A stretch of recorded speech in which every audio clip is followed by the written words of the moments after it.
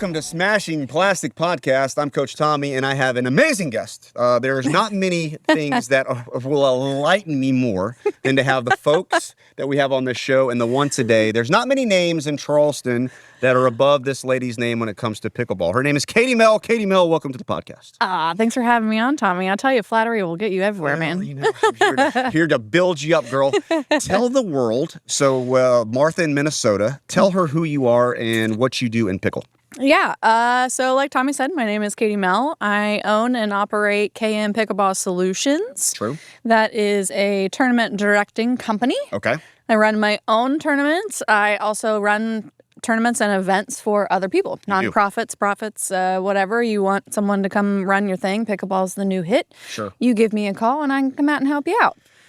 On top of that, I'm a player myself. You're a player. I'm been competing for the last 4 years, I think it is, okay. And coming back into it after a surgery and injury, and just ready to kind of hit the ground running. Yeah, so there's a lot to unpack there. We'll start with your bread and butter. Me and you have known each other now for a good minute. We've done events. I've been at your events. You've been at my events. Mm-hmm. One of the things that I love about you, and anybody that's on this will attest, is you take your events extremely serious. Yes. Very professional. Yep. Lined up. No ruckus, no chaos, no circus, because you and I have played in many that are, right? Yes. You would agree. Yes. So for the folks at home that are entertaining going to their first event or their 10th event, what are some of the tips and the top things that you look for in your mind when you're setting up your events? What do you think sets yours apart from others? Well, first and foremost, for those who are looking to play tournaments, the first thing I would recommend is asking around about the tournament and the event director. Okay. Like you mentioned, we've all played tournaments that we walked away going, whew. Yeah. Right? Yeah. I had so many of those when I first started playing. That was the whole point of me starting my own company. Right. Because I felt I had enough experience as a player. I had seen enough on the tournament circuit that I could do this. Right. And I could do this right. Right. Right. You know? And part of it is communication, staying organized. Right. The amount of people I have coming to me saying, your events are so organized. Right. Makes a huge difference. It does. I mean, you know, as a player, you've played my events. When I set a time, we're getting started. Right. When I'm hollering players over to get ready, do an orientation, it's short, it's to the point, and I get you rolling. Right. You're in and out. You're not there all day. You don't have an hour or 2 hour downtime. Right.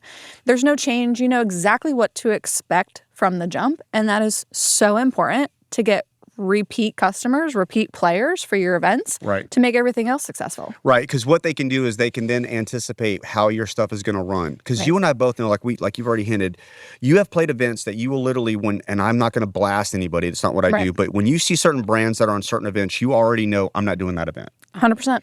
But you have the opposite too, to where when you see a brand that comes across an event, you're like, you know what? I like that event. And we are now to the point where pickle is so, I don't want to use the word common, but it is a lot more common now, I think you would agree, than it was 3 years ago. So pickleball events now are basically weekly, right? Me and you used to have to like text each other with other guys and gals that we know to make sure that we're not coordinating dates the same because you have the same players. Right. Well, now it's almost impossible because out of 52 weeks out of the year, you'll have 50 events. Like, it's insane. Yeah. So to have the idea and the brand, we'll use that word brand that you do of your events, it speaks volumes because I can attest that your events are one of those that I look forward to because I know that you value not just the dollar bill that I'm giving you to play in your event, but you value my time and the experience of that event. If you don't leave my event, my tournament, happy and going, you know what, that was fun. No matter how you did in the event, you walk away and say, you know what, that was so smooth. You leave with a smile. You see people you know. You get to be a part of that community. Right, good play. If those aren't things that you're walking away from at the end of the day at my event, then I didn't do my job. Got it.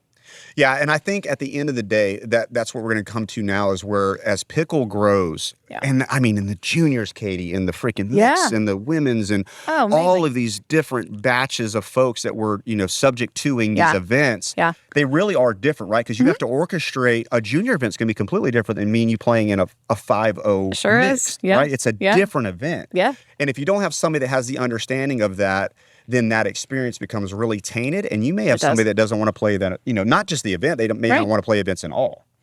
It's very true. It doesn't take much. You have one bad experience, and that's with anything in life, right? That's not just pickle. Right. And you go, never again. Yeah.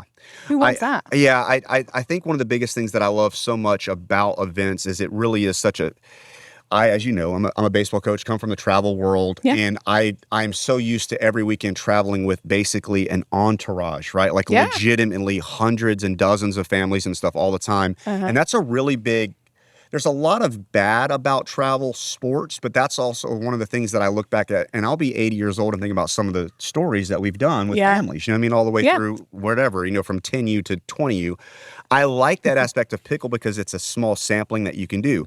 You and I and Des and other picklers that we know, we can text each other and be like, hey, we're going to do Hilton Head. And then when we're in Hilton Head, you're pulling for me just as much as I'm pulling for you, right? 100%. That's a really cool thing that I don't think gets talked enough about in pickle of how social, but also it's competitive, but it's very rare to play something to where you can turn around in your event and see people that are truly watching and cheering you on. Yeah. That's a really cool thing that I think nobody talks about in pickle.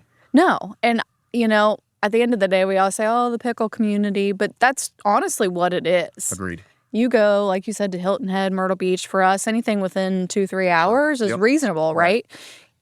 Our community here in Charleston is so big. I mean, we've gone to events. I'll never forget a Hilton Head trip. We had 30 people from Charleston. From Charleston only. 2 hours away. Right. And we all got houses. We split Airbnbs. We went to dinners. I mean, we made it almost a vacation for sports. Right. And sure enough, if our brackets weren't at the same time, I could look back at any point and see 3, 4, 6, 10 people who are cheering for me. Right. With other sports, and I do as well, how much having spectators or people in your corner can just boost your morale. 100%. It's like something switches, right? Agreed. I mean, we're all players, and we all have that athletic, competitive mind that switch goes on when you hear people cheering your name in the background. Like, I've got to put up for myself, but for them, right? I got to rep my community, rep Charleston, rep what we're doing. It's one of the things I remember graduating high school, and I remember one of my, I don't know, it was a teacher or somebody, Katie, told me that you need to remember this day when you're walking across the stage, because this, for a lot of times, is the last time that somebody will applaud for you. And that's a really morbid thought, but it is real. Like you're 18, you're now graduating, you're walking across the stage, and you're going into the real world. We live in a dog eat world to where it gets more and more, not just competitive in nature of sports, but just for some reason, we are all in this world to where I can't succeed unless you're not succeeding. Right. Which is the farcest thing from scarce mindset that I don't abide by it. You know what I mean? Like, I hope and pray that Katie Mell's, coordinating event company becomes a $100 million company. Like, I really do. But I think one of the things that pickle does that's really good about that is because of the diversity that pickle community brings, it becomes very unique like that. Because I'm the same way. I can remember being in Hilton Head playing at the same event that you're talking about, playing singles, and turning around and seeing 6 or 8 guys from Charleston cheering me on that really, in all honesty, I didn't know them, but they know of me because I'm teaching at LTP. So I'm like, this is really, really, really cool. And I hope and pray that if you're listening to this, you get a chance to taste that. And the easiest way to do that is to engage in your pickleball community wherever you may be, because I promise you're going to have some cheerleaders that put some pom-poms on. Yeah. And if you can't get out and play, come out and watch. 100%. Be that spectator 100%. For others. 100%. I mean, you go to these events. How many non-players? A lot. Do you think come every event just to stand there and watch? We have people that come take pictures, help us, momentum of the medal stands. I mean, that's just as important to me as a director than the players. Yeah, So as you know, we have these little micro events at the farm that are coming up. And yesterday I got text messages from 3 or 4 guys that that are literally like, hey, what time is everything coming out, that's starting? I want to make sure that I'm out there to literally just come watch. Yeah. It's exactly what we're talking about, an event that has 16 people in it. But there'll be 50 people here to watch pickleball play because they want to see you compete. They want to see me, act like a nut job, cheering her on while she's competing. It's a really cool vibe. So I cannot personally promote the events enough. And I do think you got to taste the rainbow. You need to do a couple. Absolutely. Yep. You know what I mean? You need to do a couple to see the ones that you were liking because they all go from different levels. But I do think at the end of the day, what you said was a great tip of just do some research, do some background, you know what I mean, to see who's running it, the communication aspect of it. Yeah. As a business person, and me and you operate in business together too, one of the things that I always tell our guys and gals, and I even tell our ball players that I coach, is how you do anything is how you do everything. Yeah. If I get poor communication from you, I promise you the event is going to be poorly communicated. Yes. You can't fix that. You know what I mean? Like you are either this way or you are that way.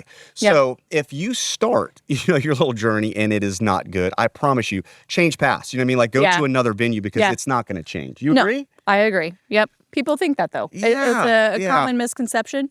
Oh, it was just this one tournament and there was this circumstance, right? Right. But then you start doing it again, you give it another chance and it's the same situation, same issues. 100%. And then at what point do you go, you know what? I can't do this anymore. Yeah, I think at the end of the day, you're absolutely right. So do me a favor, taste the rainbow. Katie's got some stuff coming up. Make sure that you're on her. We'll get all of her goodies at the end of the podcast.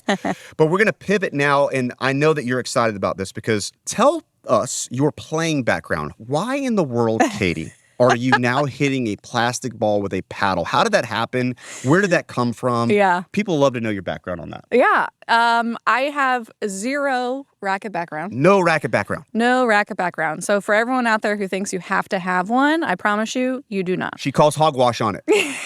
Got it. We do, I have played sports my entire life. Okay. I've been competing my entire life. If I wasn't playing for school, I was a four letterman in high school, got recruited for a couple things in college.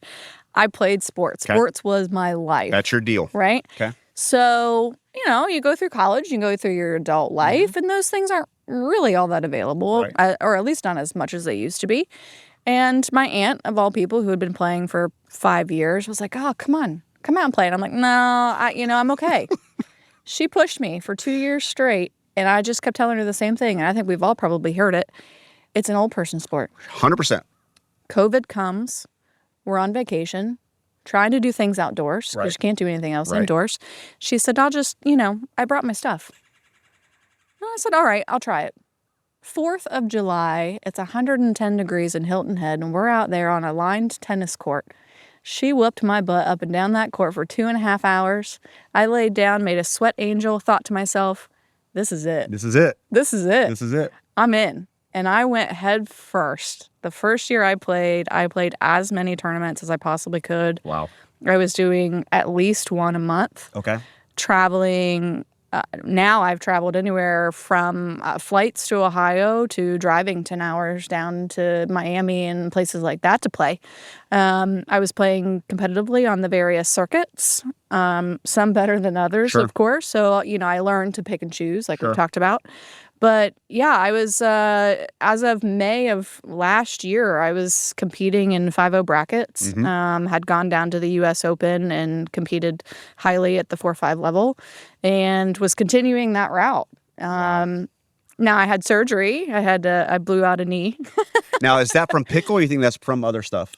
That's from pickle. That's from pickle, 100%. Yeah. Okay. I never had any problems, and I wish I had a really cool story about it. You might have to help me think of something cool to tell people. We'll get it ironed out. We'll get you ironed out. Running down a simple lob, and down I went, and my stubborn butt decided, I could go back on it. Did it 2 more times and realized, something's wrong. Yeah, she's done. Wow. So 8 months ago, post-surgery, 8 months, I'm back out here. I'm a bionic woman now with a brace on my knee, but I'm out here competing. You're out back competing. And that hole in my heart over the last 8 months is full. Yeah, there's so much to unpack on that. So I too, like you, with the 2020 COVID and we literally, the brand of Smashing Plastic, like I'm sure the tagline of our brand is "This is not your grandmother's pickleball." Like we did that in that. It's not a knock to grandma. I love you, grandmother. No. Like my gosh, you're my dog. But the MO of pickle when I got into it was this is for Del Webb community. This is an older person sport. Yeah. But it couldn't be from further truth ever. Right? Like it is legitimately getting to the point where I played yesterday. This is the gospel, by the way. I played yesterday a 11-year-old boy who ran me around like a ragged dog. Yeah. Like legitimately bona fide. I had to play this kid so that I don't have to read a self-image book tonight. You know what I mean? Like legitimately, it is whatever age from 10 to 90 and whatever level, the parity that you want to do, whether it's, 2-0 to 6-0. And that is one of the biggest things that I love about it is the ability that no matter what level you're at, there is a grouping for you. Oh, absolutely. You know what I mean? And if you want to play up, hey, you can play up. If you want to, stay where you're at, or if you want to play with lesser folks, it's part of what we do. You know what I mean? So learning the art of being able to play at a 3-0 or a 4-0 or a 5-0 level and having the skill set is so unique to this sport as opposed to others. Yeah. It's really hard for me to think about when I ever could pitch against my grandmother in baseball.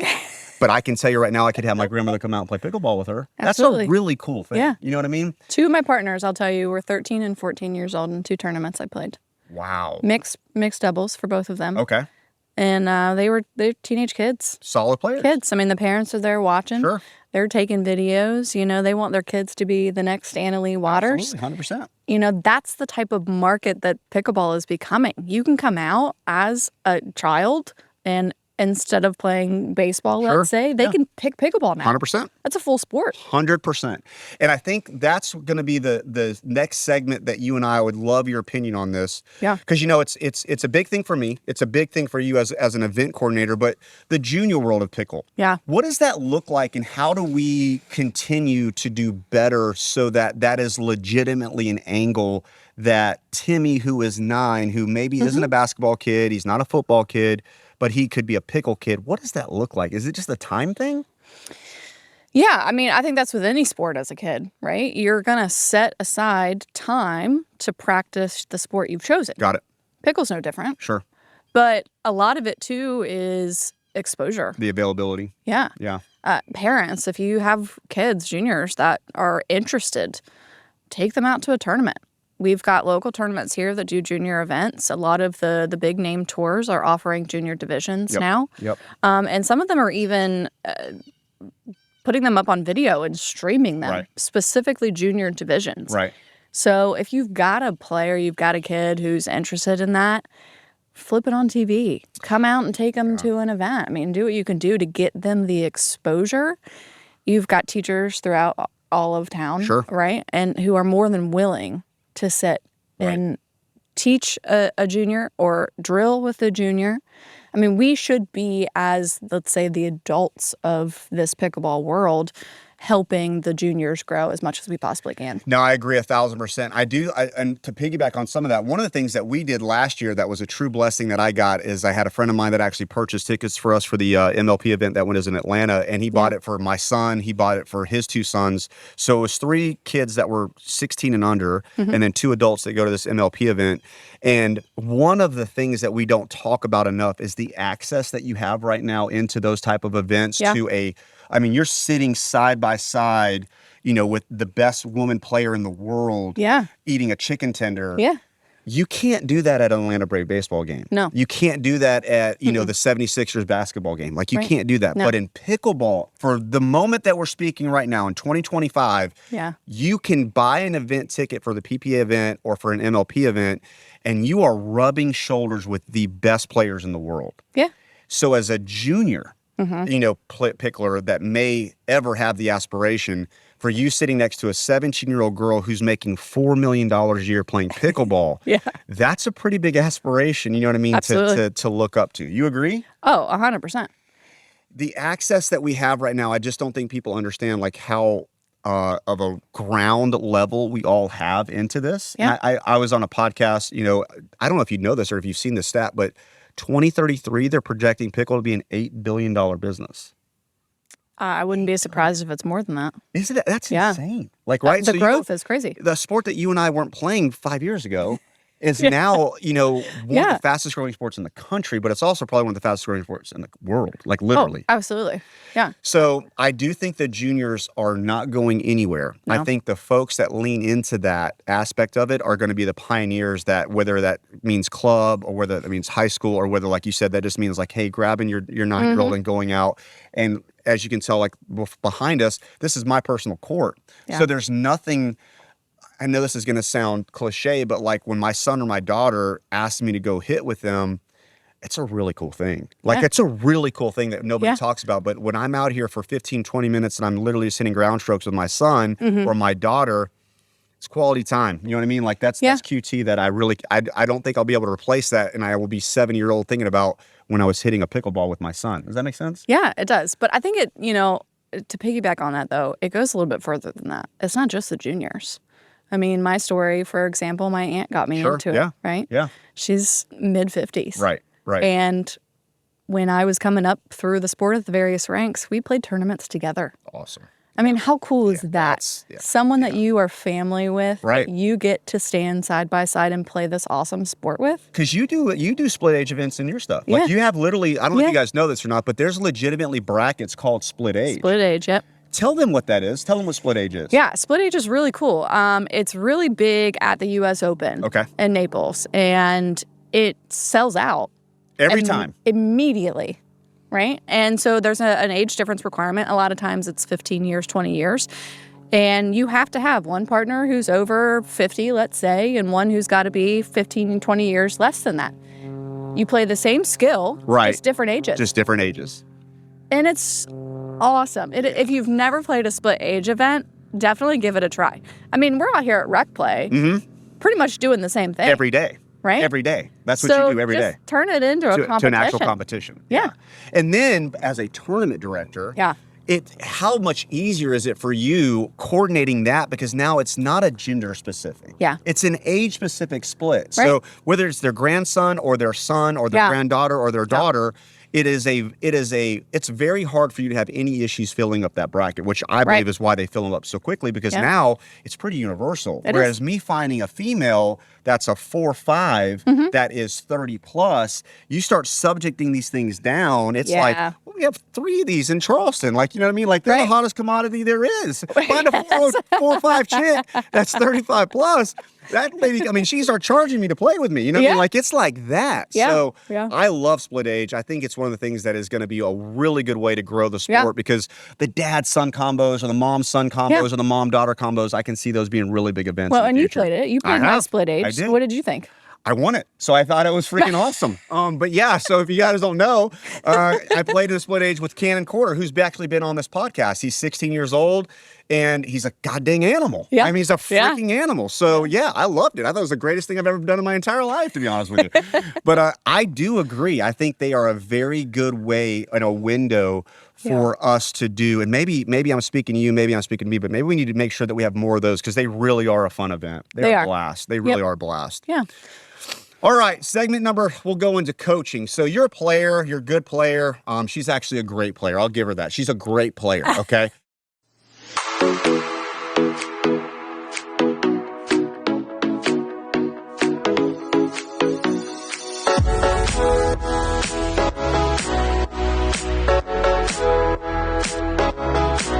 Hey everyone, Coach Tommy here. We are live at Funville Farm, home of Smashing Plastic Pickleball HQ. Behind me, you're going to notice our brand new court with fencing, lighting, concrete pad, full seal master system, all completed by First Class Painting and Restoration. If you are looking for a home court, or if you are a municipality, or you're a school, or you need a court done, call First Class Painting and Restoration. They are your go-to for getting any of your court stuff done.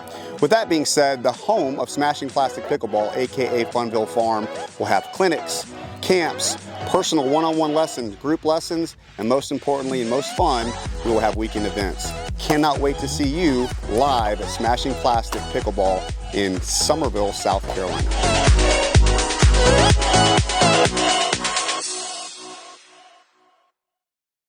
So we need a coach's tip. What do I do for this? So you're a player at the level that you're at. Give us a 1 minute, 2 minute spiel on something that just stands out to you, because I know you've done lessons. I know that you watch players, you do assessments, you do all the stuff like I do.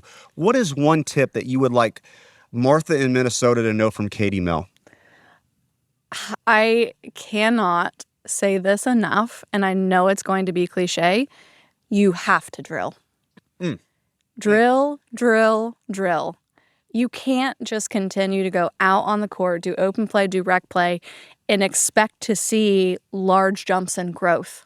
If you are not out here practicing specific shots, any other sport, that's what you do, Any other sport. Yep. Baseball coach, All day. You have hitting practice. All day. Right? Every day. Field practice. Yep. You have all those things that are targeted for one specific type of motion or one certain type of shot. Pickleball is absolutely no different than any other sport. And you see a lot of players plateau. Sure. They start off really good, or they start to grow, and they hit that middle point. 100%. The easiest way to continue that growth and improve your skill and get better at maybe shots you thought you were already good at is to drill.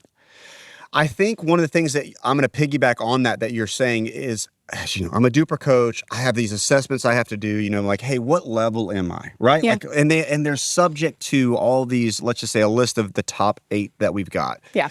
Those are things that if you don't know what she's speaking about, like, well, Katie, what am I drilling? Yeah. One, we have this beloved thing called the internetses that you can get on and just literally type in pickleball drills. Yeah. But you and I, and in the future, we're smashing plastic. One of the goals that we have is that it will truly be a one-stop shop that you can go to and literally be able to pull up different skill sets that we will actually show you how to be better at that is going to help you with your specific skill set, whether it be serving or the return or drop shot or court positioning. Here's one for you. Partner chemistry. Is that a skill set? Yeah. It's 100% a skill set that you and I both know. And we ain't gonna blast nobody, but there's people she's not playing with. And there's people that I'm not playing with based on the chemistry of partnership. It's super important. Because if I'm a loud, boisterous guy and I drive you crazy the way I play, that's a bad chemistry. But vice versa, if she's super meek and quiet and she has the expectation that I know what shot she's taking, but she never tells me that she's taking it, well, now I'm frustrated. Yeah. So the chemistry matters, and believe it or not, guys, it is a score on your duper rating. Yeah. Partner chemistry matters, but these are all things that we can drill. Yeah. Now, I will say it's going to be tough if you are in a public area playing pickleball to pick a specific spot to drill. Yeah. Because nowadays, right, like everybody's fighting for paddle space or for, should I say, court space. But there are times that you can do this on, you know, Sundays and Saturdays when people aren't there or during midweek. Right. Or I think we're getting to the point now to where you're going to have facilities like this that are private courts that you can set up some time to go drill or... Here's a thought, get you a coach. Because a coach is going to handle the facility that you're practicing at. So that's one more pain point that you don't have to worry about. And you've got a guy or a gal that can feed you balls, but most importantly, they can feed you attaboys of what you're doing and what you're not doing. Yeah. You agree? Absolutely. Yeah, the best way to drill is to get someone who knows what they're doing, who can sit 100%. There and consistently feed the ball. Right? Anyone can go and I can hit you a ball, right? Is it going to be as productive if we're going to practice two-handed backhands down the line? If I can't feed you the ball into the proper spot to get you into position, is that drill worth it? No. It's not because you're changing your feet position every single time you hit the ball. Right. Yeah, I love that. I think the drill aspect of it is overlooked because let's be realistic. We all want to play. We all want to have fun. We want to get, we want to get the dubs and go home. And I get that and get your cardio in. I understand that. But if you truly want to get better, like if you really want to get your skill set and your duper up to where you can go start playing in some events and hopefully getting some medals from her beloved events, or winning some Smash for Cash, to bring home some money, you're going to have to drill. You're going to have to, because when I play against a person who can dink it 17 times in a row and not flinch, and I can do 7 times in a row, who's going to win? Right. Pickleball is a sport, and unfortunately, most people don't get this, but it is truly a sport of not hitting winners. It is literally creating losers. Yeah. You have to be able to make the other team create losing shots. There's a lack of attention, and I've noticed, and I'm sure it's everywhere, lack of focus on strategy 100% and 100%. Ball placement 100%. A lot of people want to come out, and nothing against bangers, but if that's your game, that's great, but it's only going to take you so far. Agreed. Get you someone or get you a partner who can play that setup game, who knows I'm thinking 3 shots ahead. Right. All right, if I'm dinking cross court or I speed up to someone's right hip, where's that ball going after? Right. If you know the game, you take the time to learn the strategy and you learn, there's a thing called pickleball geometry where you speed up, you start to learn those things in addition to drilling, your game's going. The game slows down then for you. So if you look at the best players in the world, like if you've ever, and as a baseball guy and a golf guy and all the sports that are the big four, right? Like if you take the time to watch them, pickle's no different. If you take the time to actually turn on the channel and watch the best players in the world, Watch Ben Johns and look how slow the game looks to him. Yeah. It's the fastest pickleball players in the world with the best hands, the best hand-eye coordination. Yeah. And he literally looks like he's reading a Harry Potter book between points because he knows where the shot is going. Yeah. Or he knows where he's wanting the shot to be going from his brother beside him of where the next shot's going. Yeah. It takes calculated coaching and understanding and note-taking and, by the way, video review, but also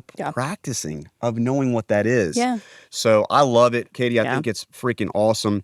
All right, to wrap us up, let's go with this. First and foremost, what do you have on the horizon for 2025? Is there anything that these folks need to know that you got coming up that you like to talk about? So I'm working on a couple tournaments. Okay, a couple tournaments coming. Yep. So I'm looking at probably the first weekend in May, maybe second weekend in May. Okay.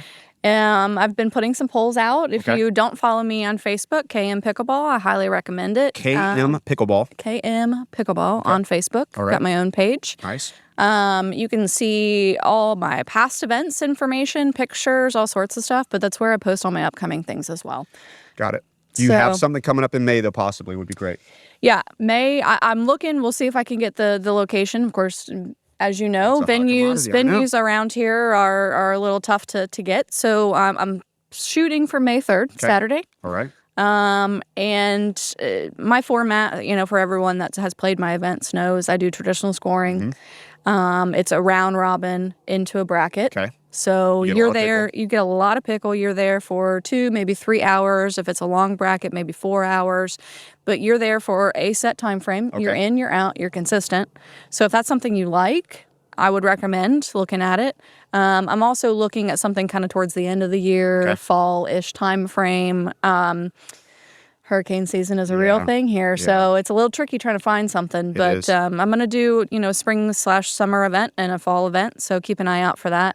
I do run all of my events through swishtournaments.com. Okay. All right. So that's another piece for those who don't know or haven't used the Swish app yet. I mean, you can speak to it. It logistically has made my life so much easier. Yeah, it's definitely technology helps. You know what I mean? Like it's definitely plug and play, which is great for me and you because you got so many other things to worry about than, where is the score right? You know what I mean? Like you don't want to lose a piece of paper blowing in the wind with 400 people at a freaking tournament. So I do like that a lot. Yeah. Yep. So I've got a couple coming up. So stay tuned. Okay. We'll set some dates and set some formats and try to do some different things. I've had a handful of parents reach out about doing another juniors event, which I did the last large tournament this past fall. It was a huge success. Right. We had 15 kids out. Okay. We had an experienced division and a non-experienced division. I like that. The play between the kids was amazing. Yeah, it's legit, right? We had more people watching the juniors play than 100%. We did some of the other events. 100%. Right? Like it's just insane to see how good they really are. Yeah, and I like the unique format. So I'm good with the juniors doubles. I love the split age as well. Mixed doubles is a big fan of mine. So keep an eye out for things posted. I love it. If you haven't, you gotta check into her stuff. We'll make sure our producer puts on Katie's stuff on Instagram and Facebook following for sure. Yeah. Katie, I cannot thank you enough for coming on the podcast. Thanks for having me. We'll have you back. I promise you. We'll have you back to follow up with you.